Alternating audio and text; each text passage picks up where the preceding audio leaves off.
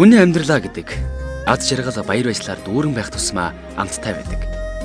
Энэ ад жаргал баяр баясгал хизээ ирдэг вэ гэвэл мэдээж хүн бүхэн л өөр өөрийнхөө хариулах нь лавтай. Тэгвэл энэ л эрүүлэнхийн мананд нойр хоолгүй шахам зүтгэж яваа эмч совлогчдын гавьяа зүтгэл юутай ч зөөрлөмгүй ариун бас ажилттай билээ. Энэ сайхан үйлсийн төлөө өөрийн ажил амьдралаа зориулан яваа олон арван цайлган сэтгэлд цагаан өмсгөлт эмч совлогчдын дундаас Монгол бахархал нэвтрүүлэг бидний мэдхээр гэмтэл согог судлалын төвийн тарих нуруу нугасны мис цэцлийн эмч Чойргийн орлон эмчийг өөрийн нэвтрүүлгийнхээ хойморт урин залж үзэгч тантай уулзуулахыг зорилоо. Би ер нь бол бага нассаа бол Уус аймгийн Тис сумын нарийн гол гэдэг газар өнгөрүүлсэн.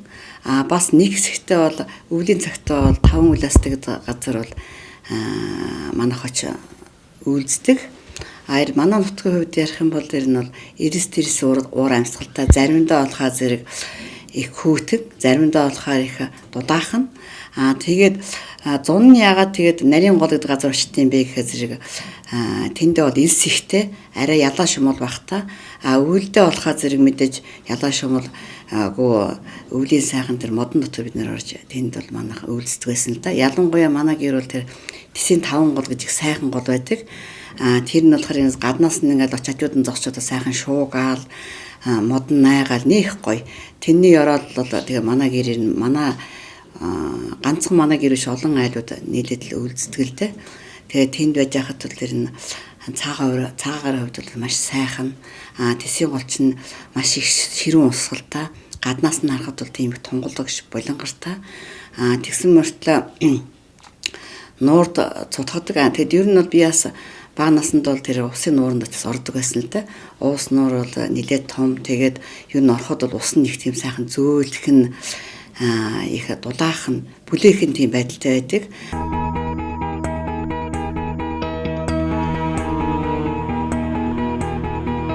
Уус нуурын давлгаалan шугах чимээ мандаж үеийн нарны тусгалтай хослож нуурын ус тэрчигтэй шаргалтан мэлтэлцэх нь хорвоогийн нэгэн үзэсгэлэнг бүрдүүлэх үйзээ.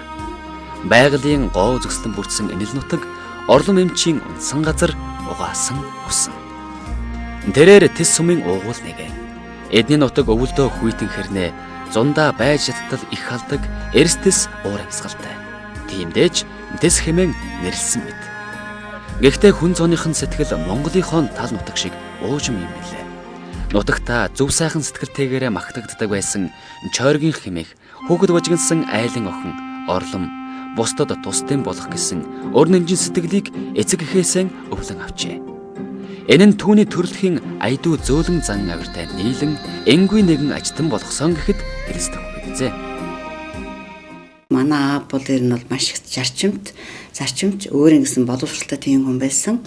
Бас гавьяатай хүн байсан. Ягаад би гавьяатай гэж аавгаа ярьдیں۔ Гэхээр зэрэг манай аав чи 1938 онд цэрэг татагтаад хурандаа Нянтаа сүрэнгийн удирдлагын доо цэргийн ороонд албаа хааж агаад дараагаар нь 1939 онд болохоор зэрэг Кили цэргийн хороонд очиж хурандаа гончгийн удирдлаганд бол дор халахгуулын дайнд оролцож исэн.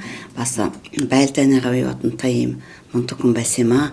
Тэгээ манай өөрөө ингэж цэргийн халуу хааж явсан багтаа өөрөө бол хүүхдүүдэд бол хүмүүжүүлэхтэй маш сайн.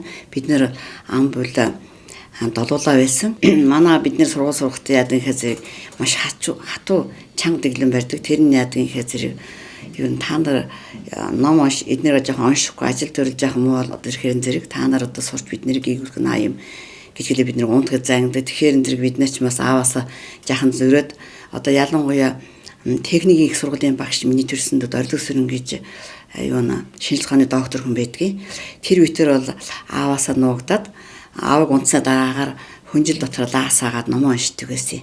Энэ ер нь тэгээд тэг ном уншиж өнгөрөөгд бас өдрийн цагаар ном унших гэхээр зэрэг гэр орно өнгөллээ гэд бидний ном дотор гадаа гараа ичдэг. Тэгэхээр зэрэг бид нэр гадаа гарч майхан барьж майхан дотор одоо хавар намар бол маш сэрвхэн шүү дээ. Тэг чи бид тэсэл энэ дотор ном уншдаг байсан. Тэрнийхээ уянгаар бас аавынхаа тэр зарчмын юунд өрнөсөд бид нар одоо юм сурч амьдралын загт хүрсэн болдог гэж би аавдаа баярлж явдаг. Би 10 жил байхдаа бол тэр маш их ном уншдаг хөхтэйсэн. Маш хичээлдэх юун дуртай.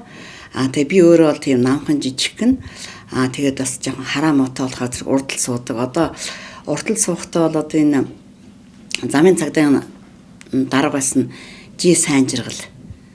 Бас усын хурлын гишүүн байсан агсан төмөр бид гурав нэг ширээ суудаг.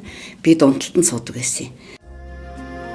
Дээрэр багада номонд их хорхоотой хүүхэд байж ямар сайндаа аав нь орой болсон хойно бусдыгаа унтуулахгүй гэрэл жолтойлгоод ном уншаад байхын гэж зэмлэхт нь толгой дээгүүрээ хөнжлөө хулдаад лааны гэрэлд ном уншдаг сан хэмээн тэрээр хуучилсан. Багаасаа эмч болох гэсэн хүсэл мөрөөдөл нь дүүнийг эрдмийн замд хөтлсөн ажээ. Сурлах сайтай хүүхэд байсан болохоор ангаахын сургуулийн конкурсыг 20 минутын дотор өгчихсөн гэдэг. Энэ нь сурсан мэдсэн зүйлдээ эзэн болдгийн нэг жишээ бизээ. Эмч хүн хүнийг амьдруулахын төлөө л өөрийгөө зориулдаг юм шүү дээ. Заримдаа эмчилгээ хийгээд байх тусам үр дүн өгөхгүй бол сэтгэл минь маш их гунддаг юм даа гэж орлон эмч санаашран өгүүлнэ. Ингэх бүрийдээ сэтгэлийн их хат дэвчээрэн түүнийг өөд нь босгодгоо гэлтэй. Би бол бага насндаа Уус аймгийн Тийс суманд бол амбул олуулаа амьдарч байсан. Ингэж амьдарч явах хугацаанд бол тэр нутгийн ард түмнийг харахад бол өвдсөн зовсон улсууд олонтой. Ер нь бол эмч болвол энэ хүмүүс туслах юм а гэж бодож ясны улмаас би эмч болъё гэж бодож байсан. Энэ бодолдоо өвөртлөгдөн явсаар 1971 онд Уус аймгийн Баруун Турууны 10 дугаар анги төгсөөд 1971 онд Ангаах ухааны дээд сургуульд их эмч болохоор орж ирсэн юм аа. Эмч болоод суралцсан хугацаанд бол ерөөсөө хүн ардынхаа эрүүл мэндийн төлөө одоо эрүүл явуулахын төлөө эрүүл мэндийн төлөө юу сурвал эмч хүн болох вэ гэдгийг боцсны үндэстэн дээрээс энэ бүгдийг сурсаар 1977 онд Ангаах ухааны дээд сургууль төгсөөд гэмтлийн эмнэлэгт их эмчээр ирсэн. 1978 оны үед бол тархины нэвшлэгийг бол би зөвлөлт холбоодоос ирэхэд очиж суралцаа тэндээ сурч ирсэн. Тухайн үед бол энэ тархины нэвшлэг нь бол одоо тэр үеийн компьютер байсан. Яагаад гэвэл Монгол улсад бол ямар ч компьютер байхгүй. Тэрийг одоо би жишээлх юм бол нэг цүнгэнд хийгээд үүрээд явдаг гэсэн. Одоо тий чинь бол бараг л 20 кг орчимд юм хүнд аппарат шүү дээ. Өөрөө явдаг байсан. Манай тэр үеийн манай гэмтлийн ерөнхий эмч бол Даш гэж хүн байсан. Тэр хүн бол тэр аппарат маш хайртай. Одоо Улаанбаатар хотын бүхэл эмнэлгүүдээр дуудаж би тэрийг бичиж онж тодруулдаг. Хөдөө аймагуудаар өөрөө даваа явуулдаг. Ийм л тийм аппарат байсан. Одоо тэр аппарат бол орчин үед бол хоцрогдсон.